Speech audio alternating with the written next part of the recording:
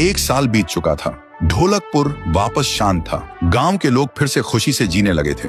हर पूर्णिमा को लोग एक दिया जलाकर ठुन ठुन ठुन साहुर को याद करते थे। पर एक रात कुछ ऐसा हुआ जो फिर से सब कुछ बदल के रख दिया। लाशें फिर से मिलने लगी। हर 2 दिन बाद किसी न किसी के घर के सामने एक कटी हुई लाश पड़ी होती। गांव फिर से कांप उठा। एक दिन सब लोग महाराज के पास पहुंचते हैं और रो रो कर गांव की घटनाओं के बारे में बताते हैं। रात को महाराज 2 सेनापतियों से कहते हैं, जाओ और खोजो इस कांड के पीछे कौन है। लेकिन सुबह सिर्फ उनकी लाशें लौट कर आईं। एक का सिर था ही नहीं, दूसरे के पैर कट चुके थे।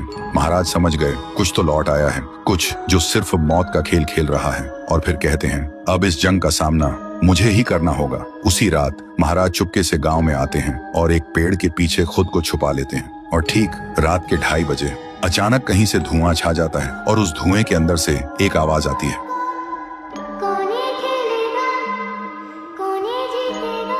और फिर धुएं के बीच से निकलती है एक गुड़िया, गोल आंखें, एक बेजान सी मुस्कान, लेकिन चेहरा मौत का पैगाम।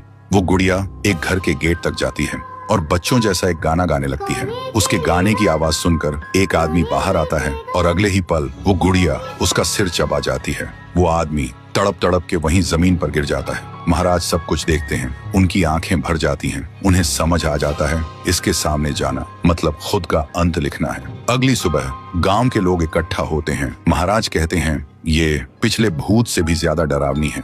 इसे सिर्फ वही हरा सकता है जो मौत को पहले ही हरा चुका है। और फिर एक पूर्णिमा की रात सब लोग दिया जलाकर पुकारते हैं, आप वापस आइए, आपके बिना ये गांव जिंदा तो है पर जीने जैसा नहीं। तभी एक आवाज गूंजती है